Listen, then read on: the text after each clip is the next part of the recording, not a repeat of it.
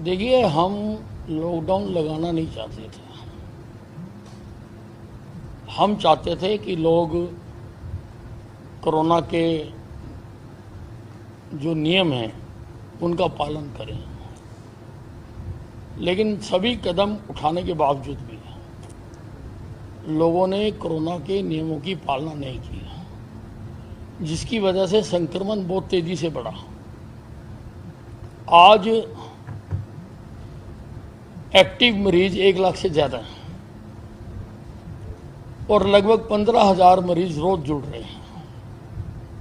इसलिए मजबूर होकर इस चेन को तोड़ने के लिए हमने ये लॉकडाउन लगाया है। मेरी जनता से अपील है कि इस लॉकडाउन के दौरान अपने घरों में रहें, सुरक्षित रहें और कोरोना को हराएं। कांग्रेस कह रही है कि आप लोगों ने कुछ ज़्यादा ही देरी कर दी लॉकडाउन लगाने में। लॉकडाउन लगाने का पहले लगाना चाहिए था।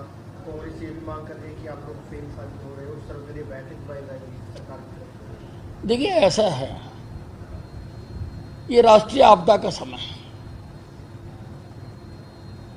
और इसमें सबको आगे बढ़ के सहयोग करना चाहिए और मैं कई बार इसकी अपील भी कर चुका हूं। कुछ लोग कर भी रहे हैं, कुछ लोग ऑक्सीजन के सिलेंडर मुहैया करवा रहे हैं, कुछ लोग ऑक्सीजन कंसंट्रेटर मुहैया करा रहे हैं, कुछ लोग कोरोना मरीजों के लिए भोजन की व्यवस्था कर रहे हैं और कुछ लोग केवल बातें कर रहे हैं। तो जैसी जैसी जिसकी क्षमता वो कर रहा है, हमें किसी से कोई इतराज नहीं। जिस तरह से ऑक्सीजन की बात करें या रेमडेसिविर इंजेक्शन की बात करें, कालाबाजारी लगातार हो रही है और बेड्स के नाम के ऊपर भी जो प्राइवेट हॉस्पिटल खासकर हैं वो 50-50 हजार रुपए वसूल रहे हैं, पैकेज बना दिया गया। देखिए, रेमडेसिविर का सारा नियंत्रण सरकार ने अपने हाथ में ले लिया और बकायदा उसका प्रोफार्मा बना दिया।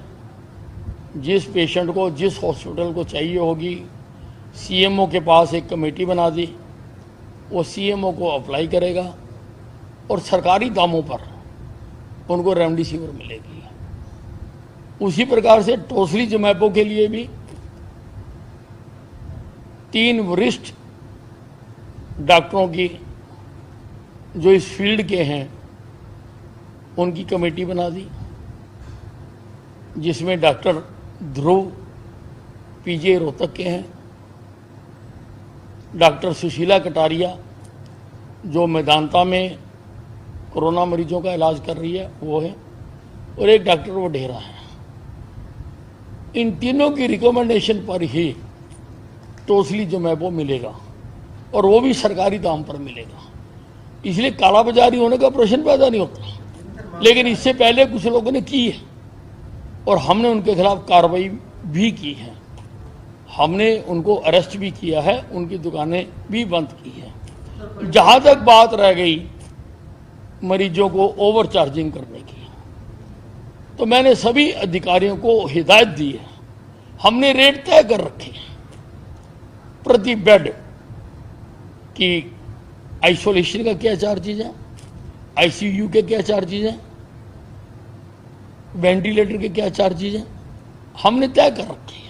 ऑक्सीजन के क्या चार्जेज हैं। अगर कहीं पर भी कोई भी, और मैं इस मामले में बहुत सख्त हूं, अगर मेरे पास शिकायत आएगी तो मैं सख्त से सख्त कार्रवाई करूंगा। ये जिस तरह से रेमडेसिविर और ये टोसिलीजुमैब की बात है, ये डॉक्टर्स ने क्या ये कोविड के लिए प्रिफर दवाई है? नहीं, अब इसका तो डॉक्टर ही तय कर सकते हैं। अंधाधुंध भी लग रही थी, बार बार ताकीद किए जाने के बावजूद भी लोग लगवा भी रहे थे और डॉक्टर्स लगा भी रहे थे। इसीलिए अब एक्सपर्ट कमेटियां बना दी कि वो देखेंगे कि जरूरत है भी है या नहीं है, उसके मुताबिक ही लगेगी।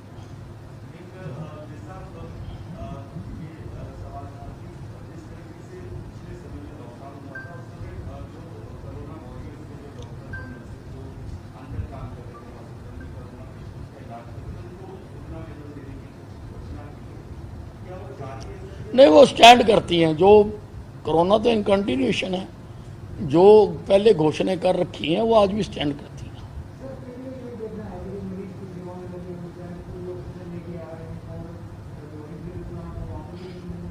हाँ जी,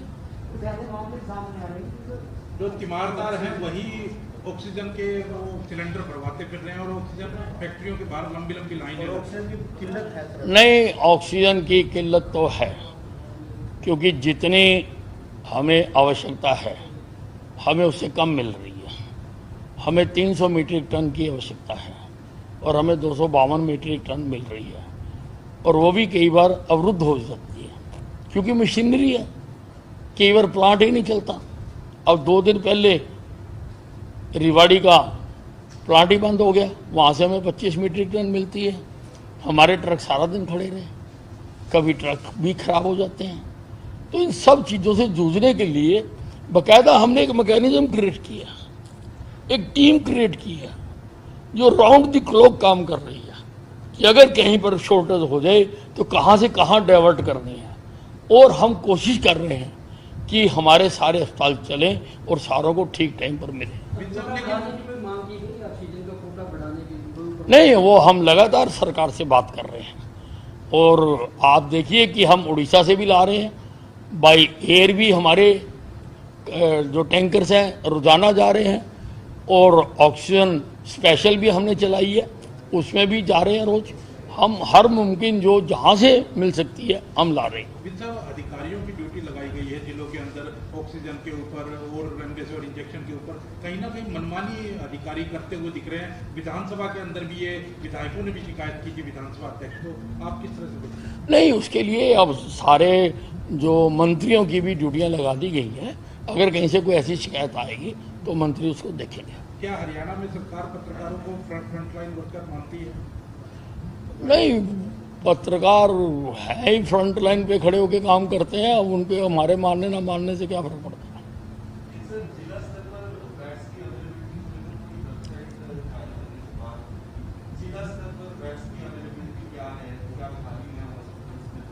किस चीज की? Covid bed. नहीं, देखिए हर जिले में क्योंकि मरीज बहुत ज्यादा आ गया और हरियाणा से बाहर का भी आ गया, एक अनुमान के हिसाब से लगभग 70% मरीज दिल्ली का आ गया।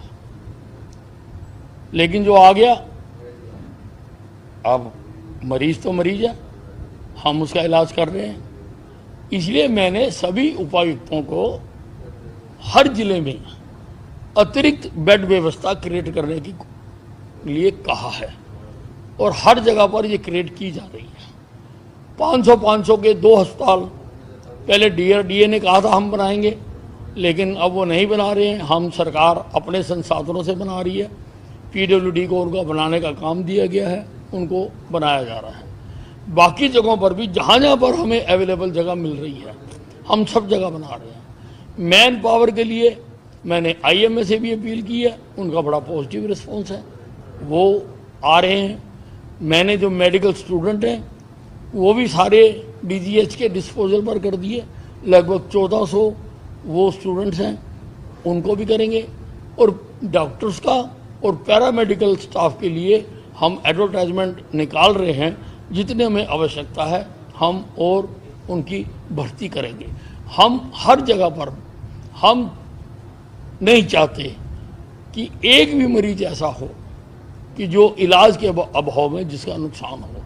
हर मरीज को कहीं ना कहीं बेड मिले, इसलिए मैंने कहा बैंक्वेट हॉल मिले, होटल मिले, स्कूल मिले, जहां मिले आप वहां पर बेड्स लगाइए, और मैन पावर का हम इंतजाम कर रहे हैं। पत्रकारों को फ्रंटलाइन वर्कर मानते हैं, कोई वैक्सीनेशन करवाने का भी उनका प्रोग्राम है? पत्रकारों की वैक्सीनेशन हो गई, और भी जो कराना चाहते हैं हम करवाएंगे सबकी।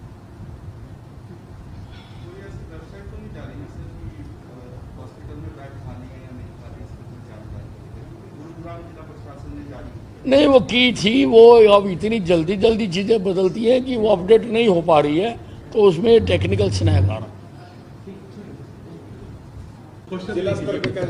ये तुम खुद को ना कि हमारा लगाया, मेरे से क्यों बुलवाते हो? मैंने कह तो दिया वे।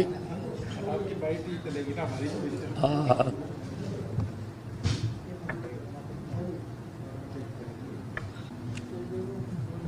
मुझे डॉक्टर मना करके गई थी कि आधा घंटा बोलना नहीं है आपने।